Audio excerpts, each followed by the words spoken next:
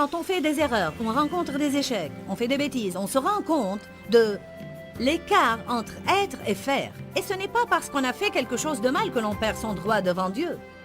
Nous n'avons pas travaillé pour obtenir le droit d'être justifiés, et nos efforts ne conservent pas cette justification. Restez avec nous dans Jouissez de votre vie.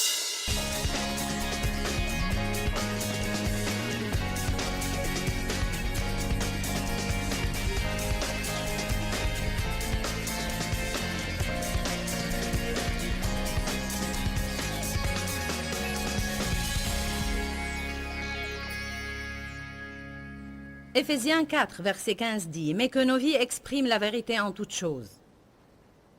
Dans nos paroles, dans nos actions, dans notre vie. Vivant dans l'amour et la charité, nous grandirons. » Dites « nous grandirons. » De toute manière et dans toutes choses. Dites « de toute manière et dans toutes choses. » Vers celui qui est le chef, la tête, Jésus-Christ, le Messie, loin. Grandissez de toute manière et dans toutes choses. Une fois qu'on a reçu Jésus-Christ comme sauveur, la suite du voyage parle de croissance.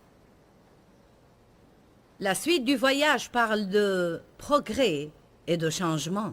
Elle parle d'une conviction personnelle, de repentance et de ce que Dieu change en nous. Si on ne grandit pas, alors on est stagnant. On a des périodes de repos durant lesquelles Dieu n'opère rien en nous de particulier. Mais je peux vous dire que tant que nous serons sur terre, Dieu aura des choses à faire en nous. Personne n'atteindra la perfection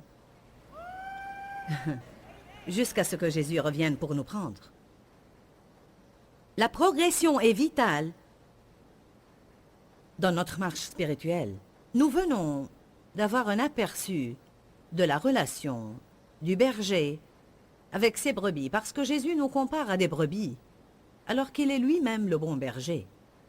Nous avons parlé de certaines caractéristiques des brebis. Nous avons dit qu'elles étaient têtues, qu'elles étaient stupides, mais qu'elles étaient pourtant bonnes, qu'elles voulaient faire bien. Elles ont simplement besoin de beaucoup de directives et beaucoup de leadership. J'ai découvert lors de mes recherches à propos des brebis qu'elles resteraient dans le même pâturage si le berger ne les en faisait pas sortir.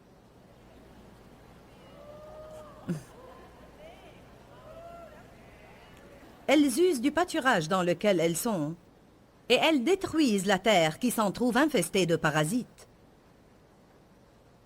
Elles ont besoin d'être déplacées régulièrement afin de rester en bonne santé. Elles restent dans le même pâturage jusqu'à ce que celui-ci devienne une pourriture. C'est-à-dire un endroit dévasté, détruit. Êtes-vous coincé dans un trou dont vous ne pouvez plus sortir? Avez-vous besoin de quelque chose de nouveau, mais vous êtes trop paresseux pour vous lancer? Avez-vous besoin d'un push divin? Certaines personnes ont plus tendance à être contre le changement que d'autres. Certaines sont plus agressives lors d'un changement et certaines réalisent leur besoin de changement plus que d'autres. Certaines personnalités se contentent de ce qu'elles ont seulement. N'importe quoi, peu importe quand.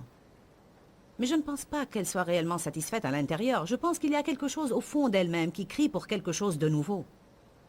Une croissance, un changement.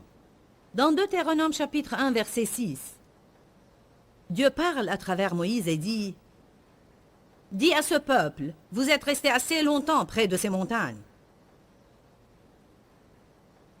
Il leur avait déjà demandé au verset 2 « Pourquoi avez-vous mis 40 ans pour accomplir un trajet de 11 jours ?» Si nous ne désirons pas bouger et changer, cela va nous prendre beaucoup plus de temps d'effectuer notre voyage avec Jésus dans le désert vers la terre promise. Toute personne qui est née de nouveau est sortie de l'esclavage, mais elle passe par une période de désert, qui est une période dans sa vie où elle découvre ce qui lui appartient en Christ, bien qu'elle ne le possède pas encore. Ce que nous possédons de droit ne nous appartiendra pas de fait, car nous avons tout d'abord besoin de changements dans nos vies. En effet, si Jésus nous donnait ces choses avant que nous ne devenions matures, nous ne nous en servirions pas à bon escient. Elles nous feraient du tort au lieu de nous aider. Nous ne confierions pas les clés de notre voiture à un petit de 5 ans. Cela est très simple à comprendre. Nous devons grandir. Quand l'endroit où nous sommes ne nous donne pas le maximum de bénéfices, on a besoin de s'en aller.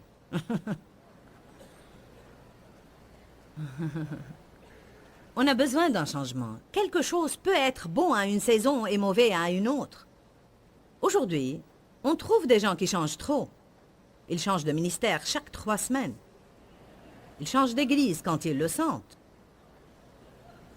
Ils s'engagent puis aussitôt oublient leur engagement. Ils changent de mari ou de femme comme on changerait d'habit. Mais ce n'est pas le sujet dont je parle.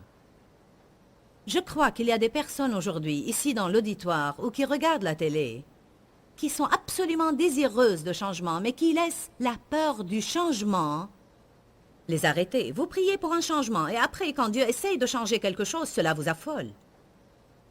Êtes-vous dans une église où vous ne grandissez pas spirituellement? Si c'est le cas, quittez-la et allez dans une autre. C'est que maman ne va pas trop apprécier si je m'en vais. Votre maman n'est pas responsable de votre joie. Quand vous serez devant Dieu le jour du jugement, il ne demandera pas de compte à votre maman. Parce que Romains 14, verset 12 le dit très clairement, « Chacun de nous rendra compte à Dieu pour lui-même. »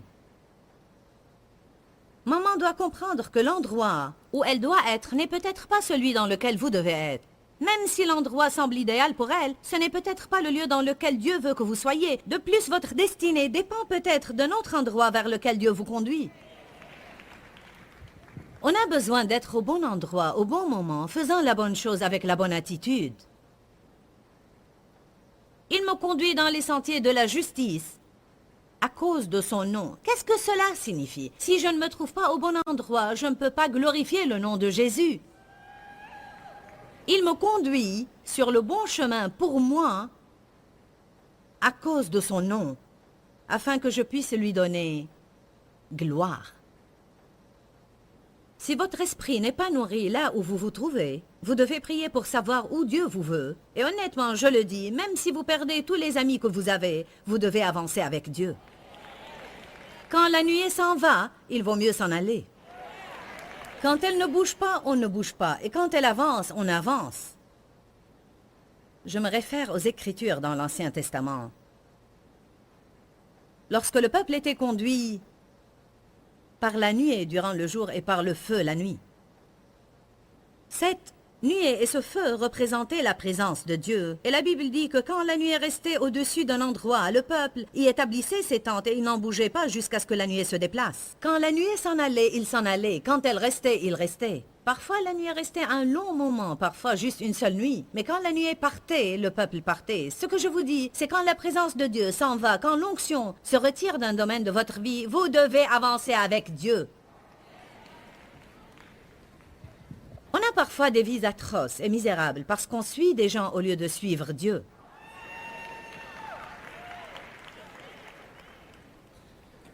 Paul dit dans Galates chapitre 1, verset 10, « Si je cherchais à plaire aux hommes, je ne serais pas maintenant un serviteur du Seigneur Jésus. » Je peux vous dire, si j'avais essayé de plaire à mes amis durant ces 27 années, j'en serais toujours à être fatigué et malade, fatigué et malade, fatigué et malade. Je ne serais pas en train de prêcher. Vous vous accrochez à des relations qui ne sont ni plus ni moins que du poison pour vous, parce que vous avez peur du changement et de la solitude. Vos amis aiguisent-ils votre personnalité et vous poussent vers le mieux? Sont-ils de bonne influence? Ou avez-vous besoin de reposer dans un vert pâturage? J'aime faire référence à Daniel, car Daniel était un homme intègre. Il n'acceptait pas le compromis. Quand il a été conduit dans la cour du roi, en vue d'être formé à servir le roi, il avait déjà passé un accord avec Dieu, un engagement entre lui et Dieu, concernant ce qu'il mangerait et ce qu'il ne mangerait pas. Quand il arriva à la cour du roi, on lui servit des mets fins et délicats, et il prit le risque de perdre la vie en se présentant devant le chef des eunuques et en demandant la permission de ne pas se souiller par les mets servis, mais de suivre un tout autre régime. Il dit, « Je vais vous prouver que Dieu me bénira davantage Si je fais ce qu'il me dit de faire, plutôt que ce que vous me demandez de faire, l'intendant en charge lui accorda sa demande, et au bout de la période d'essai, il était en meilleure santé que tous les autres. C'est bien de réaliser aussi que Daniel avait de merveilleux amis. Shadrach, Meshach et Abednego, eux aussi ne s'étaient pas prosternés. Passez du temps avec ceux qui refusent de se prosterner. Ne sortez pas avec ceux qui feront des compromis. Ou des chrétiens du dimanche qui redeviennent pécheurs lundi matin. Ne traînez pas avec des gens qui veulent faire de mauvaises choses en se trouvant pour cela des excuses. Vous devez avoir les bons amis. Le sentier de la justice, c'est être au bon endroit, au bon moment, faisant toujours la bonne chose et avec la bonne attitude. Je vais répéter. Le sentier de la justice, c'est être au bon endroit, au bon moment, faisant la bonne chose avec la bonne attitude. Si je fais la bonne chose avec une mauvaise attitude, cela ne plaît pas à Dieu. Et si je la fais au mauvais moment, cela aussi ne plaît pas à Dieu. Le temps de Dieu est important. Le bon moment, le bon endroit, la bonne attitude. Je désire prendre quelques minutes, et bien que j'ai plusieurs séries d'enseignements, tous à propos de ce sujet, je ne vais pas procéder comme à l'ordinaire, je vais donner une autre orientation à ce message, mais je ne veux pas prêcher sur la justification sans vous dire qu'avant même de pouvoir parler du fait d'être justifié, il faut avoir été rendu juste devant Dieu par le sang de Jésus. On ne peut pas être juste à moins d'avoir été fait juste. On ne peut pas être quelque chose à moins d'avoir été fait ce quelque chose. Que nous enseigne la religion? Et quand je dis religion, je parle de la religion au sens large. Je n'attaque pas une dénomination particulière. Mais ce que nous enseigne la religion, c'est que si on suit les règles et si on suit les lois, alors on sera juste devant Dieu. Et c'est ce qu'on appelle les œuvres de la chair, que Dieu a en horreur. Car dans ce cas, on fait les bonnes choses, mais pas pour les bonnes raisons. Saisissez bien cela. Si je vais à l'église sans vouloir y aller, et je joue la comédie, en attendant secrètement la fin du message, cela ne bénira pas Dieu. C'est plutôt le moment de dire « Seigneur, je ne me sens pas trop d'aller à l'église, mais je vais y aller car je t'aime. Je désire y être car j'ai besoin d'y être. Donc je vais discipliner ma chair. » Ça, c'est une autre histoire. Je parle de si vous vous trouvez là-bas avec l'attitude, je te donne du temps. Je te donne du temps. Cela ne bénit pas Dieu. Il vaut mieux dans ce cas rester à la maison. Dites la vérité à Dieu. Je ne veux pas y aller. Tout est dans l'attitude du cœur envers Dieu. Il préfère avoir quelqu'un avec un bon cœur et une performance un peu moins parfaite que quelqu'un avec une performance parfaite mais un cœur mauvais. Nous avons parlé des brebis et des chèvres. Les chèvres affichent parfois un comportement plus docile, mais elles sont retorses et malignes. Elles sont retorses et malignes. Tout avec une chèvre et mais. Les brebis sont stupides. Elles tombent sur le dos et ne peuvent plus se redresser à moins que le berger ne les aide. Ils restent comme ça.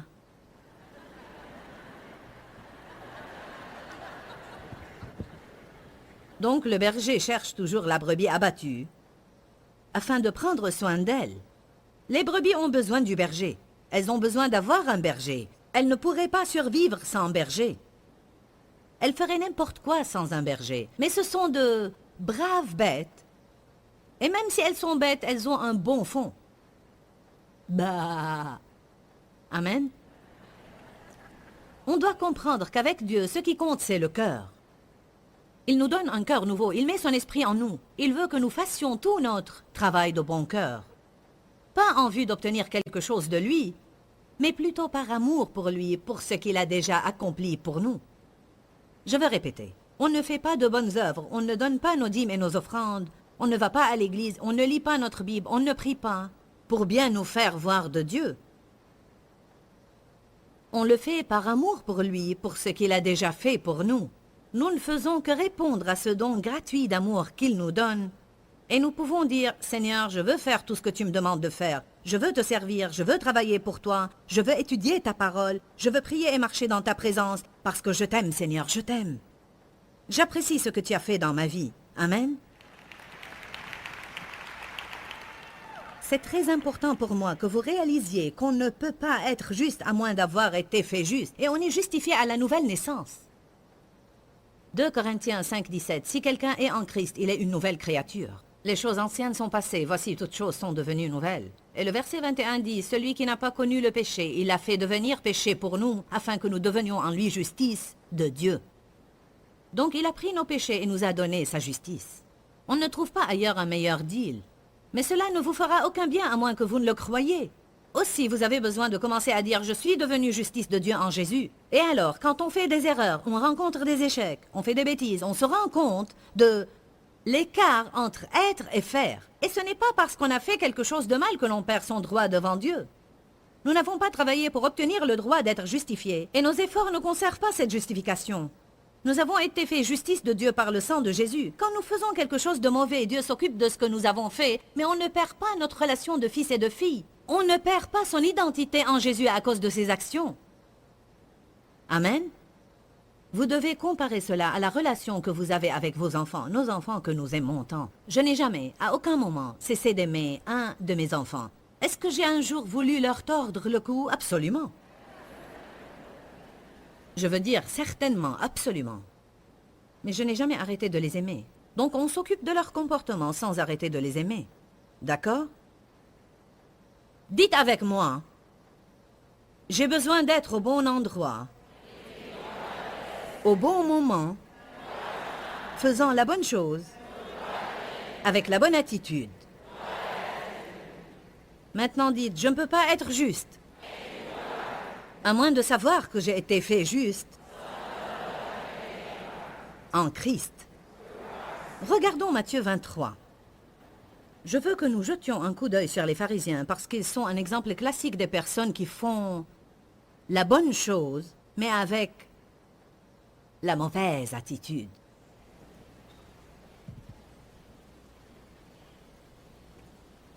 Ils étaient pleins de jugement, ils faisaient tout bien et jugeaient tous ceux qui se trouvaient autour. Mais pour Dieu, leur jugement était pire que le péché de quelqu'un.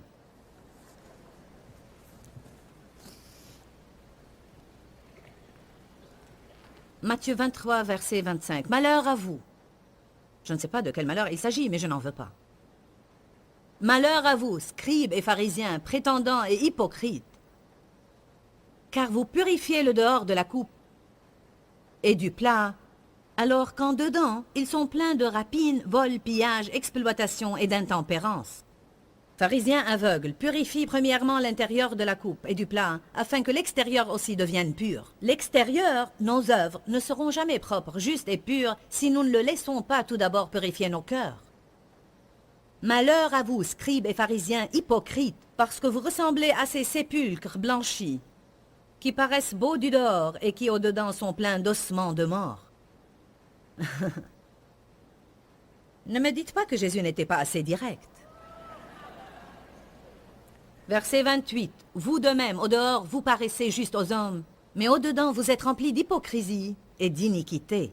Donc on a besoin de faire la bonne chose à la bonne saison, au bon moment, de rester sur le bon chemin, d'avoir la bonne attitude. Matthieu chapitre 7.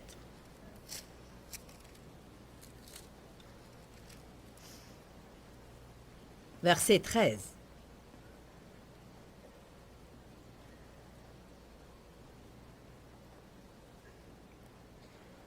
Entrez par la porte étroite, car large est la porte et spacieux le chemin qui mène à la perdition, et il y en a beaucoup qui entrent par là. Il est facile d'entrer en fait sur le large chemin d'une mauvaise vie.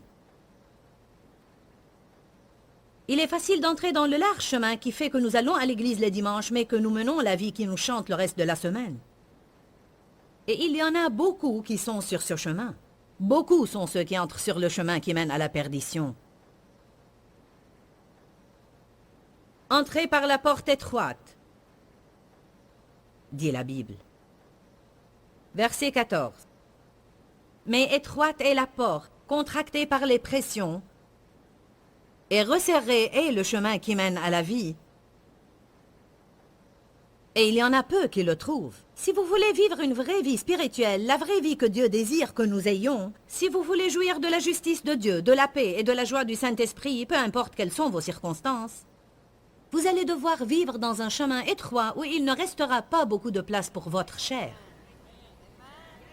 Ou bien vous pouvez choisir la voie plus large dans laquelle vous pouvez faire ce qui vous plaît. On peut juger, critiquer, dire ce qui nous chante, dire du mal des gens et les traiter d'une mauvaise façon. On peut ne rien donner au royaume de Dieu. Dans cette voie-là, il n'y a qu'à rester indiscipliné et gna. Allez à l'église dimanche. Participez aux activités. Aidez les dames âgées à traverser la rue. Peu importe ce que ce soit. Cela ne sera pas en vain quand vous devrez vous tenir devant le trône. Jetons un œil au verset 12, que l'on ne rapproche que rarement des versets 13 et 14, mais qui a tout à voir avec ces deux versets-là. Il dit « Tout ce que vous voulez que les hommes fassent pour vous, vous aussi faites-le de même pour eux, car c'est la loi et les prophètes. » Ce n'est qu'après qu'on parle du chemin large et du chemin étroit.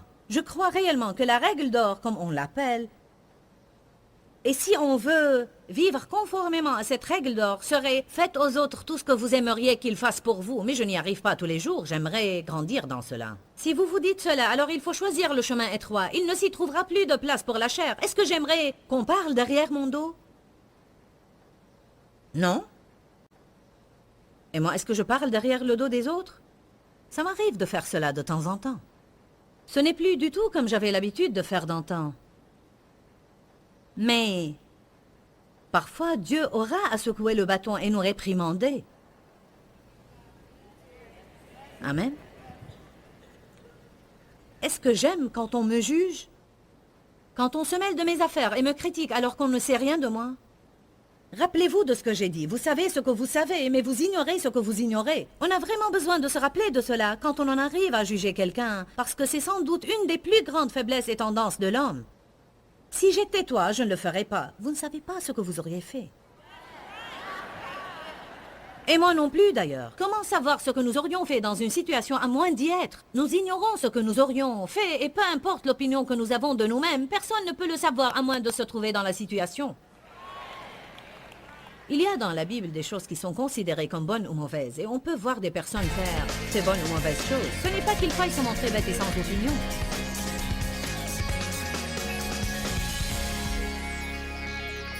J'aime personnellement beaucoup le sujet de la justification, car je me suis sentie injuste la plupart de ma vie. J'ai donc été vraiment heureuse quand j'ai trouvé dans la parole que j'étais justifiée par Dieu au moyen du sang, par la mort et la résurrection du Christ, et qu'ayant été rendue juste au-dedans, je pouvais désormais être conduite dans le bon comportement. Je fais en fait référence au psaume 23, et c'est une partie de ce psaume qui dit « Ils m'ont conduit dans les sentiers de la justice ». J'apprécie vraiment le fait de savoir que je peux compter sur le Saint-Esprit pour me garder sur le chemin étroit qui nous mène à la vie. Si vous êtes comme moi, vous vous écarterez parfois de ce sentier. On ne le souhaite pas. Mais comme tout être humain, on a une chair qui prend parfois le contrôle et on en arrive à prendre des décisions qu'on n'aurait pas dû prendre. Mais Dieu merci, il nous a donné son Saint-Esprit pour nous convaincre et nous faire savoir de l'intérieur quand notre comportement n'est pas correct. Et alors nous devons l'écouter, changer et continuer avec lui pour une belle vie. Dis-leur que je les aime. Dans ce livret, Joyce Meyer donne une révélation de l'amour de Dieu pour nous. Pour obtenir ce livret gratuitement, écrivez-nous à Joyce Meyer, boîte postale 40095-6300, Larnaca, Chypre. Ou bien visitez notre site web www.joycemeyerme.org/fr.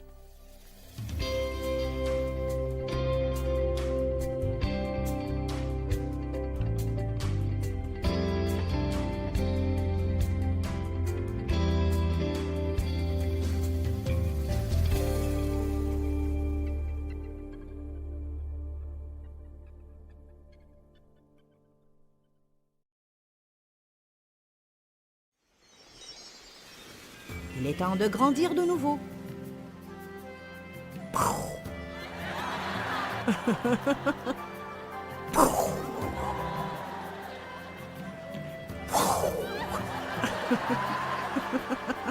Restez avec nous dans Jouissez de votre vie.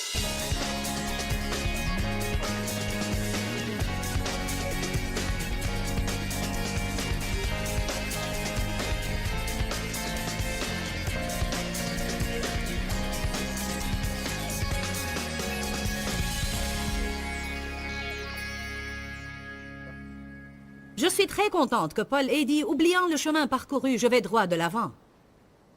Même Paul a dit, je ne suis pas arrivé, mais je vais aller de l'avant. Je remercie Dieu que quand on s'écarte du chemin étroit, on a un berger qui nous ramène sur ce chemin. Je remercie Dieu pour Ésaïe 53, 6 qui dit, comme des brebis, nous étions tous errants. Alléluia. Grandir exige un changement. On veut changer, mais ça nous effraie.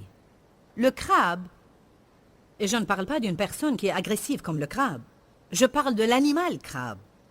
Comme si on parle de la soupe au crabe, je parle de ce genre de crabe. Le crabe vit dans une carapace.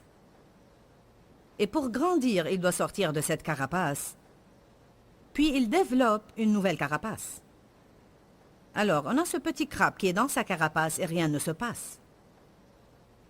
Je suis en sécurité dans ma carapace. Personne ne peut me toucher, je ne serai pas blessé. Ensuite, il va désirer grandir. Je veux grandir. Puis il doit sortir de cette carapace. Je ne sais pas si j'imite bien le crabe, mais...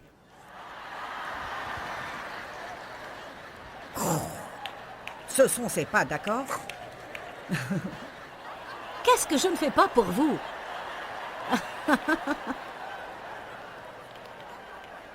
Et tout à coup, il sort de cette carapace, il grandit et il est libre. Alléluia! Ensuite, il s'installe et il fait une nouvelle carapace.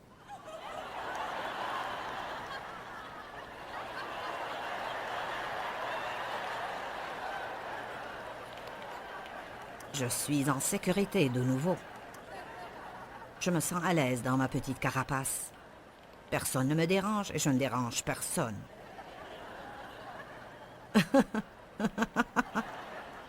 Mais quelque chose l'agite de nouveau. Dieu a donné cela instinctivement au crabe.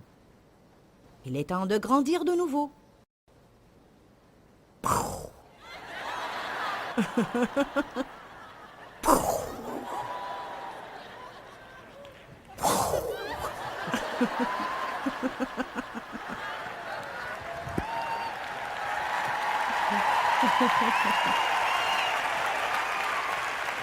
Parfois, vous devez lutter pour sortir de ces carapaces. Car le diable veut que vous restiez dedans. Écoutez cela. Ce processus se répète dans sa vie interminablement, jusqu'à ce que sa dernière carapace devienne son cercueil.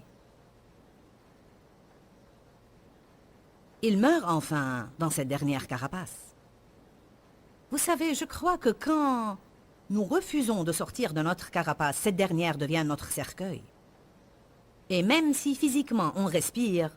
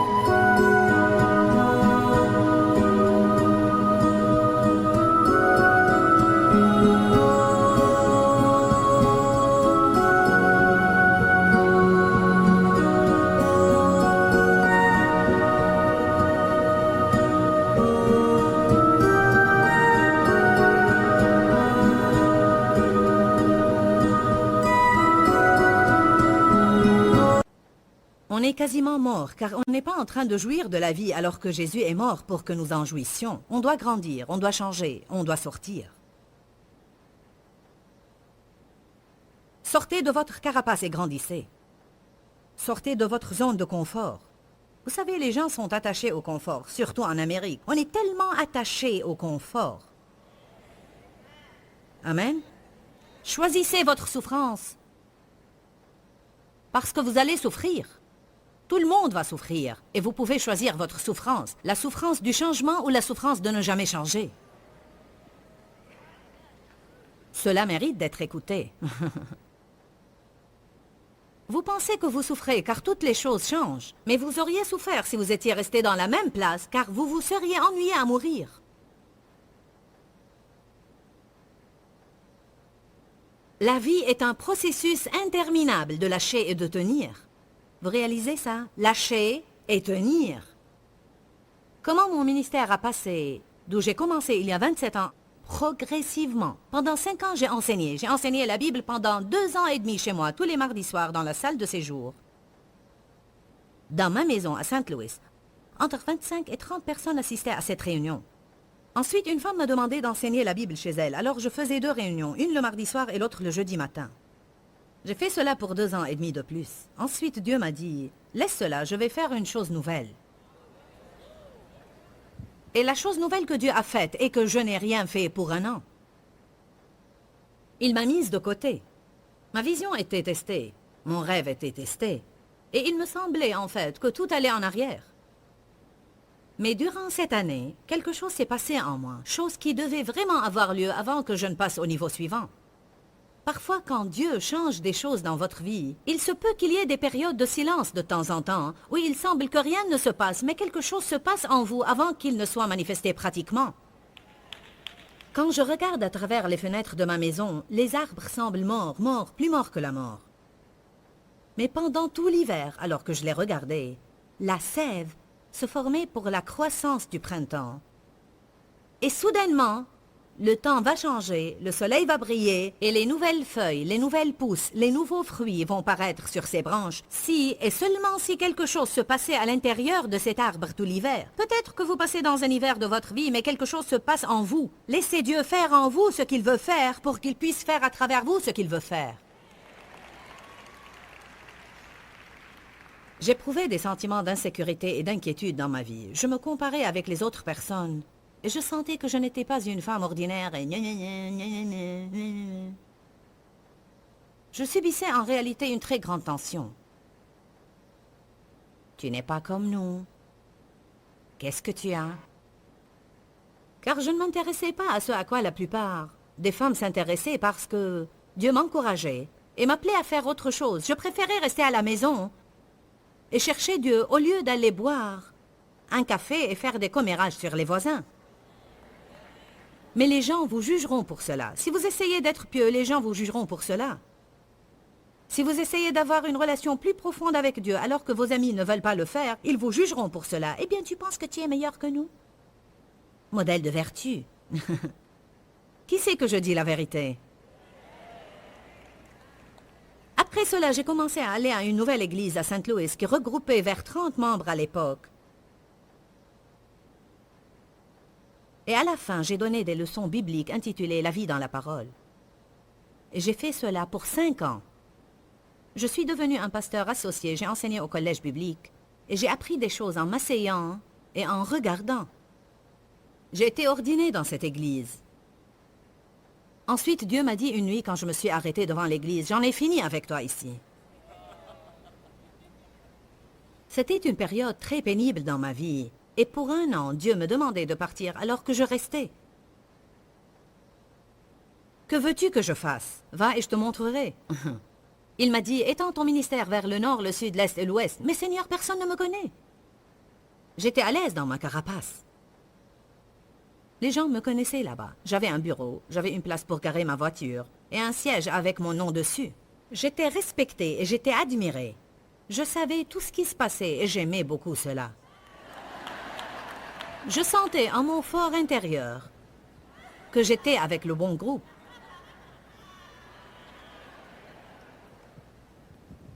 Un mardi soir, j'étais assise dans une réunion et j'étais installée au premier rang, juste là où ma fille est assise maintenant, dans cette église.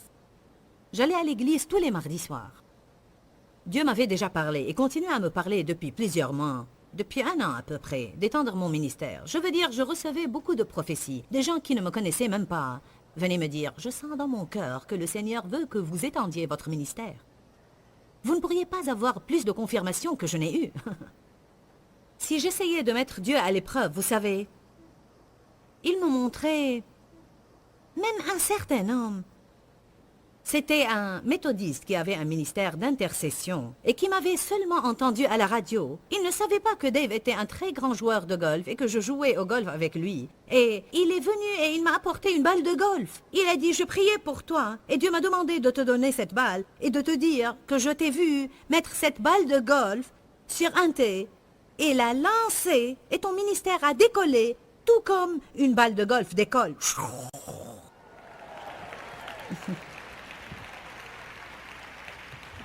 Dieu essaye de vous parler parfois à travers ce que vous connaissez et ce qui vous est familier. Et ce que vous pourrez recevoir. Mais je suis restée assise là-bas en faisant ce que j'étais en train de faire dans ma carapace comme un bon petit crabe. Et j'étais revêche, car quand Dieu vous demande de faire quelque chose et vous ne le faites pas, vous devenez revêche. Amen. Écoutez cela. Quand il y a quelque chose qui ne va pas en vous, vous trouverez toujours quelque chose qui ne va pas dans les autres. Oh oh. C'est bien dit et ça vaut la peine de le dire de nouveau. N'est-ce pas la vérité? Pensez à Marie et Marthe. Marthe était celle qui avait des problèmes et elle en voulait à Marie. Marthe était toujours très occupée. Elle courait toute stressée. Mais Seigneur, tu ne vas pas lui dire de m'aider? Si elle m'aidait, je n'aurais pas été contrariée. Si, tu l'aurais été, Marthe. Parce que tu vas être contrariée malgré l'aide que tu auras. Car tu es prise par le travail.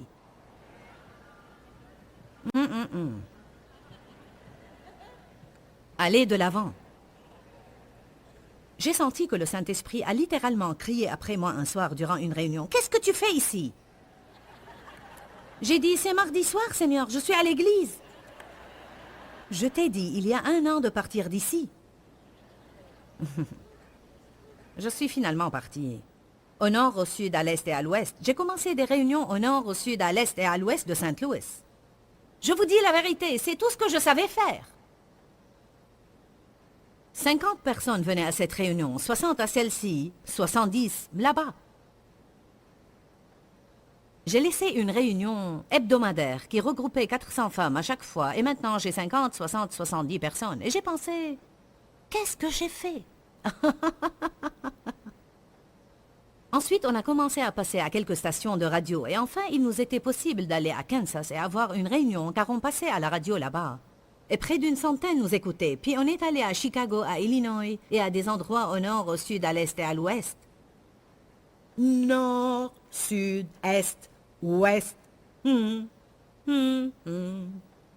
Aujourd'hui, on a un bureau en Afrique, un autre en Angleterre, un bureau en Australie et un bureau en Inde. Amen. On a un bureau en Russie. Nord, sud, est, ouest. Et si je n'étais jamais sortie de cette première carapace? Et si quand j'ai été baptisée par le Saint-Esprit et que mes amis m'ont dit « Si tu vas croire à ces choses-là, on n'aura rien à voir avec toi », j'étais restée dans ma carapace? Et si quand j'ai été appelée à paraître devant les anciens de l'Église et on m'a dit « Ou tu arrêtes de croire cela, ou tu auras à quitter l'Église, car cela n'est pas approuvé par notre doctrine », si j'avais dit « Je vais être un bon crabe et je vais rester dans ma carapace », je n'essaie pas de pousser qui que ce soit à faire quoi que ce soit. Je ne vous dis certainement pas de quitter votre Église. Je ne vous dis pas de prendre une décision. Je dis tout simplement, vous devez grandir. Et grandir exige un changement. Et j'imagine que la plupart d'entre vous sont dans une église merveilleuse où ils grandissent spirituellement. Et vous aimez cela, et c'est là où vous devez être. Mais je dis, si vous êtes assis dans un mausolée mort quelque part,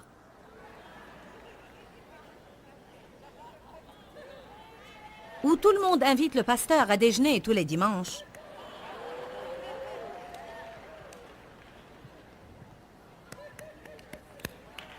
y compris vous. La vie est un processus interminable de lâcher et de tenir. On passe de l'enfance à l'adolescence, de l'adolescence à l'âge adulte. On quitte des amis, on va à l'université, on quitte ses amis, on revient chez soi, on obtient un travail, on se marie, on quitte ses parents. Quand on a des enfants, on cède notre liberté. Ma fille m'a appelé hier et m'a dit « Je crois que je commence à avoir une révélation. » Elle vient d'accoucher de jumelles et elle a dit « On a les 2 bébés dans notre chambre maintenant. » Et elle a dit « Le temps que je les allaite, elles se mouillent. Alors on leur change les couches. Ensuite, elles font leurs besoins et on leur change les couches de nouveau. Ensuite, il faut les habiller comme il est recommandé à l'hôpital. Il faut les emmitoufler de 2 couvertures et ainsi de suite. Alors dès qu'on en a fini, la première a faim de nouveau. »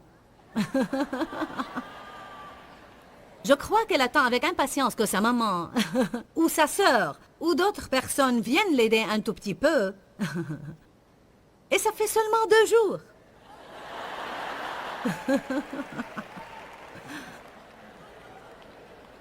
Elle était prête pour ça. Ils ont attendu 11 ans pour avoir des enfants. Mais je veux dire que lorsque vous avez des enfants, vous cédez votre liberté. Vous ne pouvez pas voir un bébé et dire « Oh, loué soit Dieu, je vais avoir un bébé. » Sachez ce que vous faites.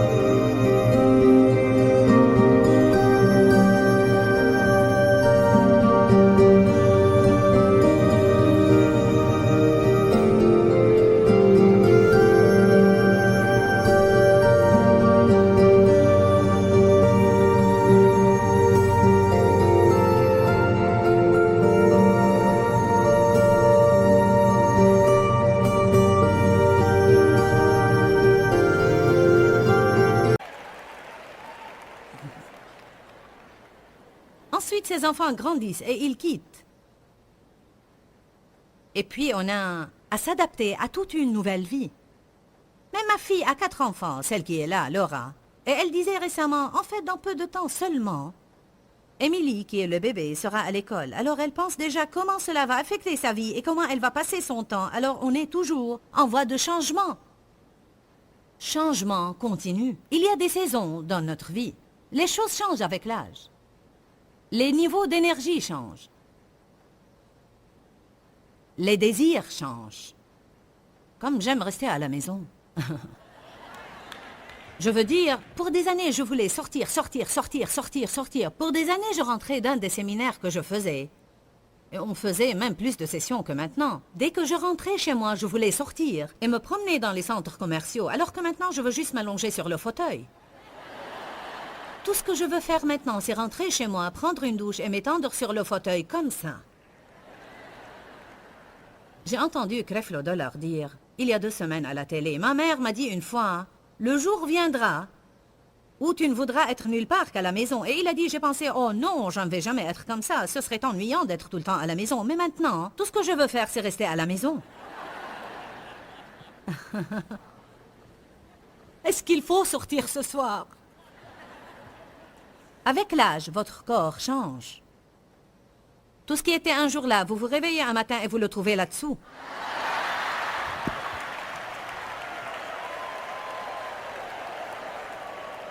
Ce serait bien si l'on pouvait descendre là et l'amener vers le haut, le nouer comme il faut et continuer. Et ainsi, on se retrouvera au point de départ. Si jamais quelqu'un vous casse les dents de devant, les remplacerez-vous? Vous vous êtes fait percer les oreilles? Vous n'êtes pas venu sur Terre avec des trous dans les oreilles. Si vous êtes, disons, une femme, et vous avez 30 ans, et vous commencez à devenir chauve, est-ce que vous ferez planter des cheveux? Je serai la première à le faire. Allez. Mais quelle est la différence? C'est la stupidité du jugement.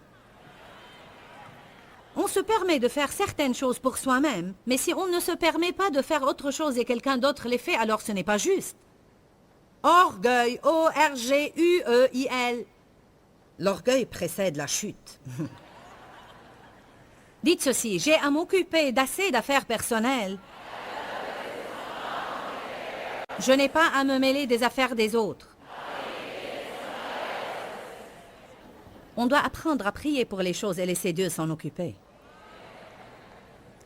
Oubliant le chemin parcouru, je vais droit vers les bonnes choses qui sont de l'avant. Cela n'est pas facile, mais c'est la façon de Dieu. Il me conduit dans les sentiers de la justice. Est-ce que nous voulons la bonne façon ou notre propre façon? Nous nous sentons à l'aise avec nos façons. Et bien qu'elles nous détruisent, nous hésitons à les laisser tomber. Proverbe 16, 25 dit « Telle voie paraît droite à un homme, mais son issue, c'est la voie de la mort. » Psaume 37, 5 dit « Recommande ton sort à l'Éternel, mets en lui ta confiance et il agira. » Ma belle-mère qui, il y a... En fait, pas très longtemps, mais il y a quelques années, elle est partie pour rejoindre le Seigneur.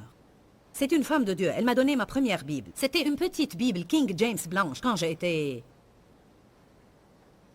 confirmée dans l'Église. Et elle a écrit ce verset, Psaume 37, 5, sur la première page. Et je savais que ce verset me concernait car j'étais très indépendante et je voulais faire les choses à ma façon. Elle a écrit « Recommande ton sort à l'Éternel. Mets en lui ta confiance et il agira. » La bonne façon a au début l'effet de nouvelles chaussures serrées. La bonne façon n'est presque jamais confortable. Elle fait souvent très mal à notre chair. Elle semble correcte de l'intérieur, mais incorrecte pour la chair. C'est ce que je veux dire. Si souvent, quand on choisit la bonne façon, on va sentir que tout va mal. Amen. En d'autres termes, ça ne fait pas plaisir de pardonner à quelqu'un qui vous a blessé. Ça ne fait pas plaisir de prier pour vos ennemis. Ça ne fait pas plaisir de donner votre argent. Mais cela est correct. La bonne façon a au début l'effet de nouvelles chaussures serrées. Galates 6, 9 dit « Ne nous laissons pas de faire le bien, car nous moissonnerons au temps convenable si nous ne nous relâchons pas. » La Bible amplifiée dit « Ne vous fatiguez pas de faire ce qui est juste. » Vous savez, j'ai appris avec le temps que j'aurai parfois à faire ce qui est juste pour longtemps avant de commencer à récolter ce qui est juste dans ma vie. Soyez prêts à faire un investissement.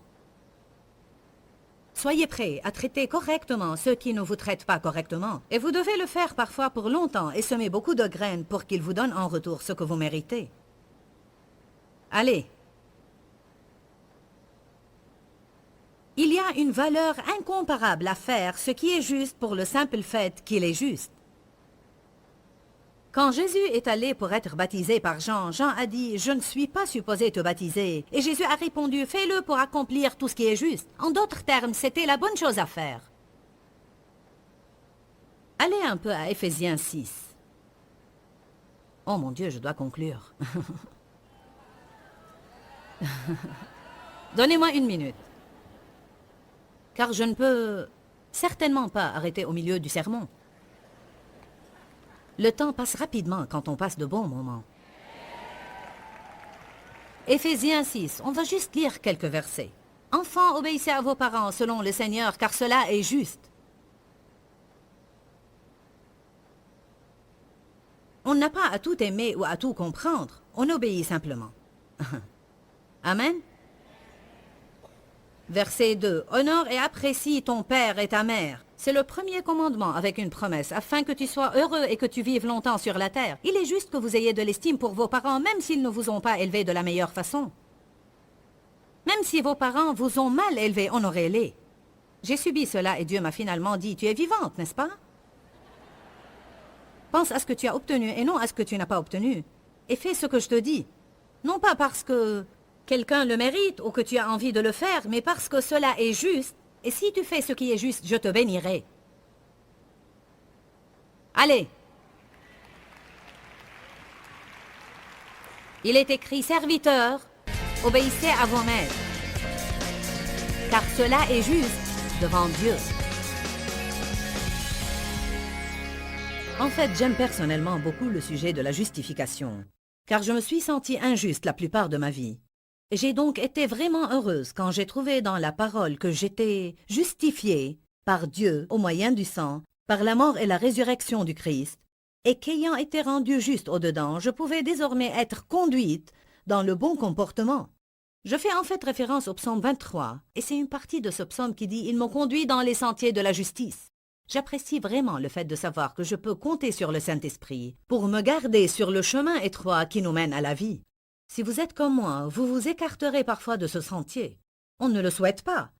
Mais comme tout être humain, on a une chair qui prend parfois le contrôle et on en arrive à prendre des décisions qu'on n'aurait pas dû prendre. Mais Dieu merci, il nous a donné son Saint-Esprit pour nous convaincre et nous faire savoir de l'intérieur quand notre comportement n'est pas correct. Et alors nous devons l'écouter, changer et continuer avec lui pour une belle vie. Je ne sais pas où vous en êtes dans vos vies. Vous êtes peut-être en train de penser « Joyce, j'ai fait trop de fautes. Même si j'écoute Dieu maintenant, je n'arriverai jamais à remettre l'ordre dans ma vie. » C'est exactement ce que le diable veut que vous pensiez. Dis-leur que je les aime. Dans ce livret, Joyce Meyer donne une révélation de l'amour de Dieu pour nous. Pour obtenir ce livret gratuitement, écrivez-nous à Joyce Meyer, boîte postale 40095-6300, Larnaca, Chypre. Ou bien visitez notre site web www.joycemeyer.org/fr.